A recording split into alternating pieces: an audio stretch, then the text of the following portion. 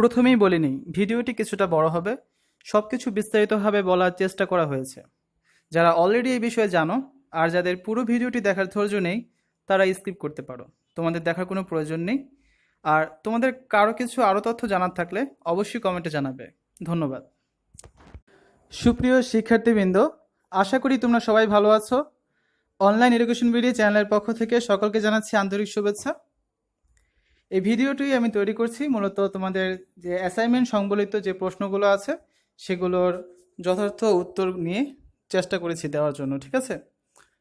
তো বিগত কয়েকদিন আগে তোমাদের অ্যাসাইনমেন্ট সংবলিত যে ভিডিওটি দেওয়া হয়েছিল সেখানে অসংখ্য কমেন্ট করেছো যে ভাই অ্যাসাইনমেন্টগুলো কীভাবে লিখবো সেটা নিয়ে একটি ভিডিও বানান, বা অ্যাসাইনমেন্টের কভার পেজটা কীভাবে হবে। তো তারপর আমি ছোট একটি ভিডিও 55-56 সেকেন্ডের মতো একটি ভিডিও দিয়েছিলাম। সেখানে জাস্ট সিম্পল দেওয়া ছিল কীভাবে অ্যাসাইনমেন্টের কভার পেজটা হবে। তো এরপরে অনেকের প্রশ্ন রয়েছে যে অ্যাসাইনমেন্ট তো একটা সাবজেক্টের উপর না, অনেকগুলো সাবজেক্টের উপর অ্যাসাইনমেন্ট করতে হবে। তো কিছু সাবজেক্টের ক্ষেত্রে তোমরা শিরোনাম লিখতে যে বিভিন্ন প্রবলেম ফেস করছো বা বুঝতে পারছো না যে কোনটা আসলে A4 কাগজ কোন কালি ইউজ করা যাবে। তো বিভিন্ন কোয়েশ্চেন আছে, সেই কোয়েশ্চেনগুলোর অ্যান্সার আমি কমেন্টে দেওয়ার চেষ্টা করেছিলাম, সব দেওয়া সম্ভব হয়নি। তো অনেক কোয়েশ্চেন জমা রয়েছে, সেই সবগুলো প্রশ্নের অ্যান্সার দিয়ে ভিডিওটি তৈরি করছি আর তোমাদের বিস্তারিত দেখিয়ে দিচ্ছি, এবং প্রত্যেকটি অ্যাসাইনমেন্টের শিরোনাম দেখিয়ে দেওয়া হবে ভিডিওটিতে। তাই পুরো ভিডিওটি দেখো। তোমাদের প্রথম সপ্তাহে যে অ্যাসাইনমেন্টগুলো রয়েছে সেগুলোর সমাধান আশা করি তোমরা পেয়ে যাবে। আর আরেকটি কথা আবারও বলে নিই ভিডিও মেন অংশে যাওয়ার আগে, যে তোমরা অনেকেই অ্যাসাইনমেন্টের উত্তরগুলো চেয়েছো, যেটা সম্পূর্ণ বেআইনি একটি কাজ। কারণ তোমাদের বলেই দেওয়া আছে অ্যাসাইনমেন্টের ভিতর তোমরা নিজে যা পারো তাই করো। তোমার কোনো ফ্রেন্ডের কাছ থেকে হেল্প নিতে মানা করা হয়েছে, এমনকি কোনো গাইড বই থেকেও হেল্প নিয়ে লিখতে মানা করা হয়েছে। সেক্ষেত্রে তোমরা কি করে একজনের কাছ থেকে চাচ্ছ যে ভাই আমাদের অ্যাসাইনমেন্টগুলো করে দেন, বা বিভিন্ন ফেসবুক গ্রুপে আমি দেখেছি তোমাদের অ্যাসাইনমেন্ট একজন একজনকে দিচ্ছ। তোমরা যাই পারো তাই করো, সমস্যা নাই তো, পারবে। বইয়ে সব সুন্দর করে দেওয়া আছে, আর আমি এখানে চেষ্টা করবো কিছু বলে দেওয়ার জন্য, তোমরা পারবে আশা করি, ঠিক আছে? তাহলে চলো ভিডিওটি শুরু করা যাক। সর্বপ্রথম আমাদের যে জিনিসটা লাগবে সেটি হচ্ছে একটি সাদা কাগজ। যে কোনো কাগজ হলেই হবে, তবে তোমাদের বিদ্যালয় থেকে যদি কোনো কাগজ নির্দিষ্ট করে দেওয়া হয় সেক্ষেত্রে সেটাই ব্যবহার করতে হবে। যেমন কয়েকটা বিদ্যালয় থেকে অলরেডি বলে দেওয়া হয়েছে শুধুমাত্র A4 সাইজের অফসেট কাগজ ইউজ করতে। সেক্ষেত্রে তোমরা কিন্তু চাইলে অন্য কোনো কাগজ ইউজ করতে পারবে না। যদি কোনো বিদ্যালয় থেকে না বলা হয়ে থাকে সেক্ষেত্রে তোমরা যে কোনো কাগজই ব্যবহার করতে পারবে, কেননা তোমাদের যে নির্দেশনা দেওয়া হয়েছে শিক্ষা মন্ত্রণালয় থেকে বা শিক্ষা অধিদপ্তরে যে অ্যাসাইনমেন্টের কপিটা দেওয়া হয়েছে সেখানে কিন্তু লেখা আছে তোমরা যে কোনো কাগজ ব্যবহার করতে পারবে। ধরে নিই আমরা এটি একটি A4 সাইজের অফসেট কাগজ, সাধারণত এই সাইজটাই হয়ে থাকে। বোঝার সুবিধার জন্য বলছি, তোমরা সাধারণত যে পৃষ্ঠায় ফটোকপি করে থাকো বা তোমাদের বিদ্যালয় থেকে কোনো শিট, সাজেশন, নোট যখন দেওয়া হয় তখন যে কাগজটিতে দেওয়া হয় সেটি হচ্ছে A4 সাইজের অফসেট কাগজ। অনেকে জিজ্ঞাসা করেছো কমেন্টে A4 সাইজের কাগজ কোনটি ভাইয়া দেখাই দিন। তো আমি প্রথমে ভিডিও ওইভাবে করার চেষ্টা করছিলাম, পরে দেখলাম ওইভাবে থেকে এভাবেই বললেই ভালো হয়, যার কারণে বলা। তো তোমরা অনেকেই তো বিদ্যালয় থেকে শিট পাও বা নিজেরা ফটোকপি করো না, তো সেই ফটোকপি কাগজটাই হচ্ছে তোমাদের A4 সাইজের অফসেট কাগজ। তোমাদের যদি বা স্কুল থেকে বলা হয় তোমরা যে কোনো A4 সাইজের কাগজ ব্যবহার করবে, সেক্ষেত্রে তোমরা কিন্তু চাইলে যে কোনো কাগজই ওই সমান করে কেটে ব্যবহার করতে পারো। আর যদি সাইজ উল্লেখ করা না থাকে সেক্ষেত্রে তোমরা যে কোনো কাগজই ব্যবহার করতে পারো। দেখো এটা হচ্ছে একটা A4 সাইজের অফসেট কাগজ আমরা ধরে নিলাম। অ্যাসাইনমেন্টের কভার পেজে চারদিকে মার্জিন করে নিলে দেখতে সুন্দর দেখায়। তোমরা যে কাজটি করবে, অ্যাসাইনমেন্টের উপরে তো একটি কভার পেজ হবে যেখানে তোমাদের নাম বা অ্যাসাইনমেন্টের শিরোনাম, তোমার সম্পর্কে বিস্তারিত লেখা থাকবে, তোমার বিদ্যালয়ের নাম থাকবে। তো সেই কাগজটি তোমরা যে কাজটি করবে চারদিকে মার্জিন করবে। চারদিকে মার্জিনের ক্ষেত্রে তোমরা কালো কালি কলম ইউজ করতে পারো বা অন্য কালারের সাইন পেনও ইউজ করতে পারো। চারপাশে মার্জিন করে নেওয়ার পর আমাদের যে কাজটি করতে হবে, দেখো প্রথমে আমরা পৃষ্ঠার উপরে অ্যাসাইনমেন্টের শিরোনাম লিখে নেব। তারপর আমাদের যে অ্যাসাইনমেন্টটা থাকবে সেই অ্যাসাইনমেন্টের শিরোনাম লিখতে হবে। এখানে একটি স্যাম্পল দেখালাম তোমাদের। ধরো আমাদের অ্যাসাইনমেন্টের শিরোনাম হচ্ছে শিক্ষা সফরে ভ্রমণের অভিজ্ঞতা অর্জন। তো এটা আমরা লিখলাম। তারপর আমরা লিখব বিদ্যালয়ের নাম, তোমরা যে যে বিদ্যালয়ে পড়ো সেই বিদ্যালয়ের নাম লিখবে। তারপর লিখবে ছাত্র বা ছাত্রীর নাম, এগুলো লিখে নিতে হবে, লিখে তোমার নামটি লিখবে, ঠিক আছে? তারপর বিষয় লিখবে, যে বিষয়ের অ্যাসাইনমেন্ট করছো সেই বিষয়টা। তারপর নিচে তোমার শ্রেণী, তুমি যেই ক্লাসে পড়ো, তোমার শাখা, এবং সবার শেষে তোমার রোল নাম্বার লিখবে। তো এটাই হচ্ছে অ্যাসাইনমেন্টের যে মূল নিয়মটা, যেটা তোমাদের বলা হয়েছে নির্দেশিকার ভিতরে। তো এছাড়াও বাইরে অনেক কিছু লেখা যায়, যেমন তোমরা চাইলে উপরে তারিখ লিখে দিতে পারো, তারিখ লিখলে কোনো সমস্যা নেই। সেক্ষেত্রে এই উপর দিকে তারিখ লিখে দিতে পারো, বা তোমার রোল লেখার শেষে তারপরও তারিখ লিখে দিতে পারো। তো অনেকে জিজ্ঞাসা করছে তারিখ কোনটা হবে।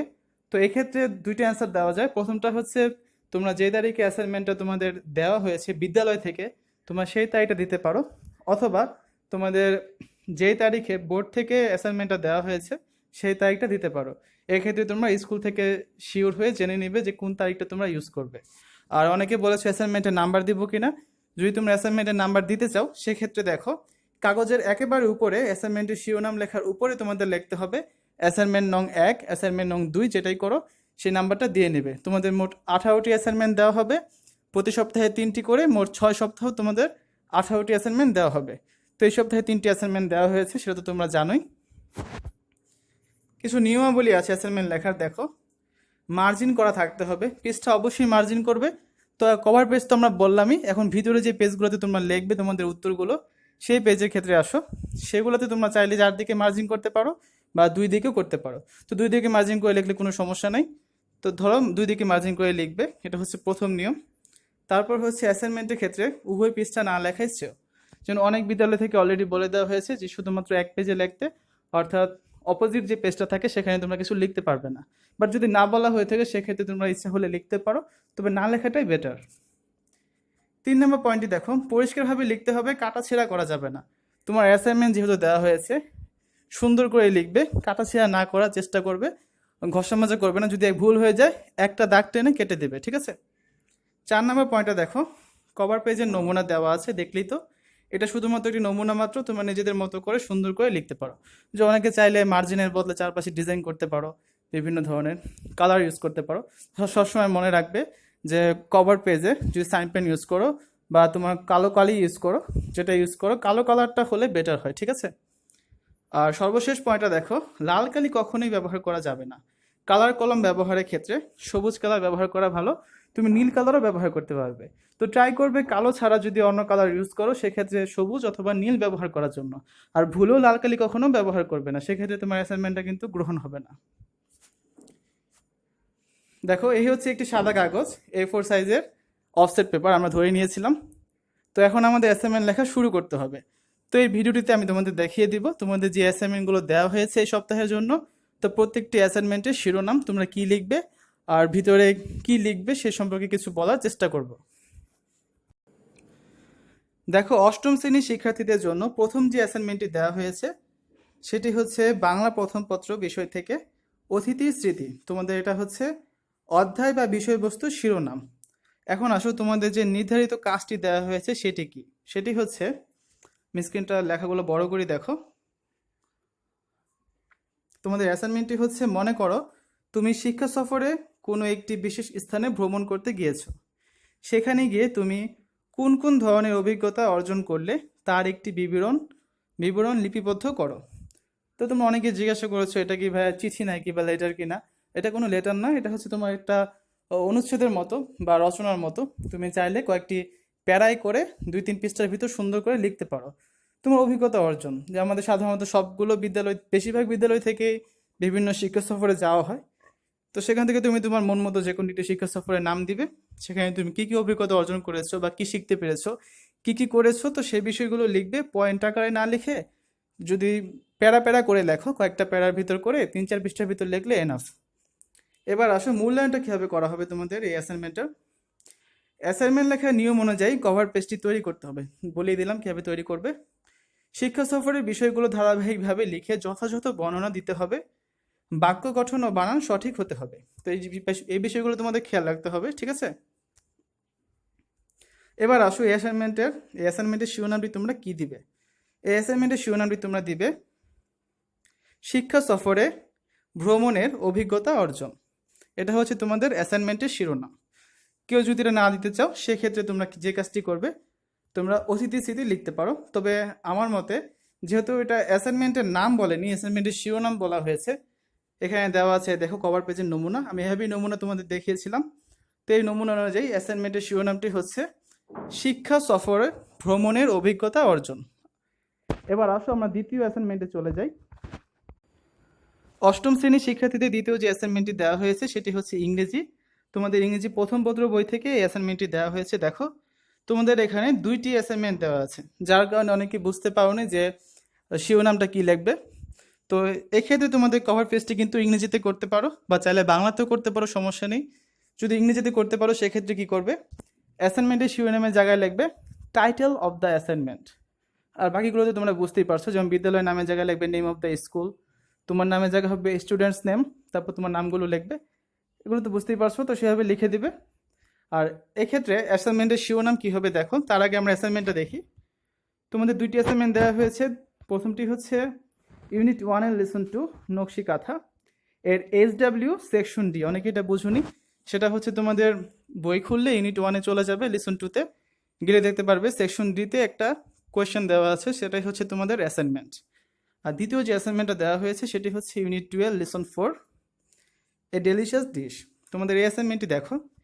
Think about delicious and nutritious food like khichuri or pudding or firni. Ask some questions to your mother about its recipe. Try to prepare it with the help of other family members. Now, describe how to cook it following the recipe of custard given in your textbook. Also, write down 2 reasons why it is a good or healthy food. তো এই দুইটা হচ্ছে তোমাদের assignment. তো তোমাদের যে SW section ডিতে যে অ্যাসাইনমেন্টটা দেওয়া হয়েছে সেটা হচ্ছে reason you like most the nakshi kantha or the ordinary কাঁথা। তো এই ক্ষেত্রে তোমাদের যে শিরোনামটা হবে বা টাইটেল অফ দ্য অ্যাসাইনমেন্ট, সেক্ষেত্রে তোমাদের দুইটা শিরোনাম লিখতে হবে। তো নাম্বার 1, নাম্বার 2 এভাবে দিয়ে লিখবে, ঠিক আছে। নাম্বার 1 দিয়ে লিখবে হচ্ছে রিজন আই লাইক নকশি কাঁথা, বা তুমি যদি অর্ডিনারি কাঁথা বেশি লাইক করো সেক্ষেত্রে লিখবে রিজন আই লাইক অর্ডিনারি কাঁথা, বা ওই কাঁথার নাম দিতে পারো, ঠিক আছে। আর 2 নাম্বার যে পয়েন্টটা হবে সেটা হচ্ছে দেখো how to make khichdi pudding or phirni. তো এটা হচ্ছে তোমাদের 2 নাম্বার যে অ্যাসাইনমেন্টের 2 নাম্বার যে শিরোনামটা হচ্ছে বা 2 নাম্বার টাইটেলটা হচ্ছে তার নাম how to make khichdi or pudding or phirni. তো তুমি যদি যে কোনো একটা নিয়ে লেখো, তুমি চাইলে সেটার নামও শুধু লিখতে পারো বা অবলিক দিয়ে তিনটা লিখে দিতে পারো, কোনো সমস্যা নেই। ধরো তুমি খিচুড়ি নিয়ে লিখবে, লিখতে পারো হাউ টু মেক খিচুড়ি। এবার আসো ভিতরে তোমাদের কি লিখতে হবে। আমার তো বাংলাটা বলে দিলাম, ইংরেজিটা বলি। প্রথম অ্যাসাইনমেন্টটা ছিল যে কেন আমি নকশি কাঁথা পছন্দ করি বা অন্য কোনো কাঁথা। তো ভিতরে তোমরা একটা প্যারার ভিতর সুন্দর করে 1 পেজে লিখে দেবে তুমি এই নকশি কাঁথা কেন পছন্দ করো। নকশি কাঁথা সম্পর্কে 2-1 লাইন ফার্স্টে লিখবে, তোমাদের বইয়ে দেওয়া আছে সম্ভবত। তারপর তোমরা ওটা সম্পর্কে কিছু লিখবে, তারপর কেন তুমি পছন্দ করো সেই বিষয়গুলো লিখবে। তো দ্যাটস এনাফ, ঠিক আছে। দ্বিতীয় অ্যাসাইনমেন্টটা হচ্ছে যে বললামই how to make a khichdi আর পুডিং আর ফিরনি। তুমি যেটাই লেখো সেটা তোমাদের বইয়ে একটা এভাবে দেওয়া আছে যে কাস্টার্ডের, সেটার সাথে মিল করে লেখার চেষ্টা করবে ওই টাইপের। আর সর্বশেষে আরও 2টা সেন্টেন্স লিখতে হবে, সেটা হচ্ছে তোমাদের why it is a good or healthy food. ধরো তোমার কাছে পুডিং ভালো লাগে, এখন পুডিংটা কীভাবে তৈরি করবে তুমি সেটা লিখবে। তারপর লাস্টে লিখবে কেন এটা তোমার কাছে মনে হয়েছে যে ভালো বা একটা পুষ্টিকর খাবার, সেই বিষয়ে তোমাকে 2-3 লাইন লিখতে হবে। তো এই হচ্ছে তোমাদের ইংরেজি বাড়ি কাজটা। দেখো অ্যাসেসমেন্ট যে ক্রাইটেরিয়াগুলো দেওয়া আছে সেটা দেখো। Teacher will give feedback to assess the tasks on ideas, vocabulary, grammar, content, spelling, punctuation and communication. So এই বিষয়গুলো তোমাদের খেয়াল করে লিখতে হবে। তো নিজে যা পারো তাই লেখো, কারো কাছ থেকে হেল্প নেওয়ার চেষ্টা করো না, আশা করি নিজেরাই পারবে। আমরা তোমাদের যে তৃতীয় অ্যাসাইনমেন্টটি দেওয়া হয়েছে বাংলাদেশের বিশ্ব পরিচয়, এখন সেটিতে চলে যাব। শিক্ষার্থীরা তোমাদের তৃতীয় যে অ্যাসাইনমেন্টটি দেওয়া হয়েছে বাংলাদেশের বিশ্ব পরিচয়, সেটি দেখতে পাচ্ছ তোমরা স্ক্রিনে। দেখো তোমাদের বাংলাদেশ ও বিশ্ব পরিচয় সেম 2টি অ্যাসাইনমেন্ট দেওয়া হয়েছে। প্রথমটি হচ্ছে অধ্যায় 1-এর পাঠ 7 এবং 8 বাংলার নবজাগরণ ও পাকিস্তান রাষ্ট্রের উদ্ভব। আর দ্বিতীয়টি হচ্ছে বাংলাদেশের মুক্তিযুদ্ধ, সশস্ত্র মুক্তিযুদ্ধের পটভূমি পাঠ 1 এবং পাঠ 2 7ই মার্চে ভাষণ ও বাঙালি স্বাধীনতার প্রস্তুতি। আর তোমাদের যে অ্যাসাইনমেন্টটি দেওয়া হয়েছে সেটি দেখো, সেটি হচ্ছে বাংলার নবজাগরণ ও তৎকালীন সমাজ ব্যবস্থার পরিবর্তনে প্রতিনিধিত্বকারী বিভিন্ন ব্যক্তির গুরুত্বপূর্ণ অবদান বর্ণনা করো। আইটি হচ্ছে বাংলাদেশের মুক্তিযুদ্ধের প্রেক্ষাপটে 7ই মার্চের বঙ্গবন্ধুর ঐতিহাসিক ভাষণের তাৎপর্য বিশ্লেষণ করো। এখন এক্ষেত্রে তোমরা যখন অ্যাসাইনমেন্টের শিরোনাম লিখবে সেক্ষেত্রে তোমাদের অবশ্যই 2টি শিরোনাম লিখতে হবে। এখন তোমরা চাইলে এই অ্যাসাইনমেন্টের যে নামটি আছে সেটি হুবহু তুলে দিতে পারো, শুধুমাত্র শেষের এখানে প্রথম 1 নাম্বার দিয়ে এটা লিখবে পুরোটা যা আছে, শুধু করও লিখবে না, ঠিক আছে? অবদান বর্ণনা বা গুরুত্বপূর্ণ অবদান লিখে দাঁড়িয়ে দিয়ে দিবে। এটা হচ্ছে তোমাদের প্রথম অ্যাসাইনমেন্টের শিরোনাম। মানে দুইটা অ্যাসাইনমেন্ট যে দেওয়া হয়েছে বাংলাদেশ ও বিশ্ব পরিচয় তার মধ্যে। আর 2 নম্বর শিরোনাম হবে বাংলাদেশের মুক্তিযুদ্ধের প্রেক্ষাপটে 7ই মার্চের বঙ্গবন্ধুর ঐতিহাসিক ভাষণের তাৎপর্য, বা শুধু লিখতে পারো মুক্তিযুদ্ধে 7ই মার্চের বঙ্গবন্ধুর ঐতিহাসিক ভাষণের তাৎপর্য।